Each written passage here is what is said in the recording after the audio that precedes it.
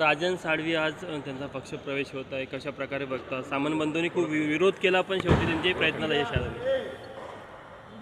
हे आता ज्या पक्षाने आपल्याला मोठं उपनेता केलं, आमदार केलं 2-2, 3-3 वेळेस, चांगले राजन साळवी म्हणजे एक चांगली व्यक्ती आहे, परंतु शेवटी पक्ष सोडणं हे कधी चुकीचं आहे. निवडणुकीतल्या एखाद्या पराभवामुळे पक्ष सोडणं हे तर सगळ्यात महत्त्वाचं चुकीचं आहे.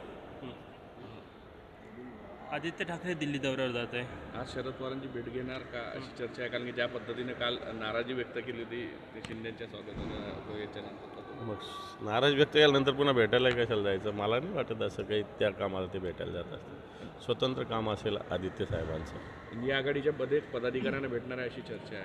भेटतील ना, चांगली गोष्ट आहे ना, कारण शेवटी इंडिया आघाडी टिकली पाहिजे, भारतीय जनता पार्टीला एकत्रित विरोध केला पाहिजे, या सगळ्या भूमिका तर केल्याच पाहिजे. राजन साळवी यांच्या शिंदेगडात पक्षप्रवेशामुळे शिवसेना ठाकरेगडावर काही परिणाम होईल असं वाटतं कोकणात? राजन साळवी हे रत्नागिरीचे एका विधानसभेचे आमदार होते, त्यामुळे अख्ख्या शिवसेनेवर काय परिणाम होणार आहे तेवढ्यापुरतं होईल त्या मतदारसंघापुरतं असं मला वाटतं. नितेश राणेंनी म्हटलं की मदरशामध्ये देशविरोधी कारवाया चालतात, ते बंद केले पाहिजे अशा पद्धतीचं आव्हान त्यांनी. कोणी बंद केलं पाहिजे? जरा नितेश राणेला सल्ला द्या म्हणा. देशात तुमचं सरकार आहे, राज्यात तुमचं सरकार, कोणी बंद केले पाहिजे हे जरा तुम्ही सल्ला द्या म्हणा नितेश राणेंना.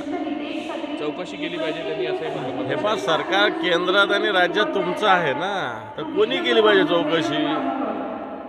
आम्ही केली पाहिजे का? काँग्रेसने जाऊन केली पाहिजे का? राष्ट्रवादीने जाऊन केली पाहिजे का? अरे तुमचं सरकार आहे, तुम्ही चौकशी केली पाहिजे, म्हणजे तुमच्या सरकारमध्ये काडीची किंमत नाही तुम्हाला, असं त्याचा अर्थ आहे. ओके, थँक्यू भाऊ. थँक्यू. चिरंजीवी के लैंगिक भेदभाव वाले बयान पर क्या? नाही.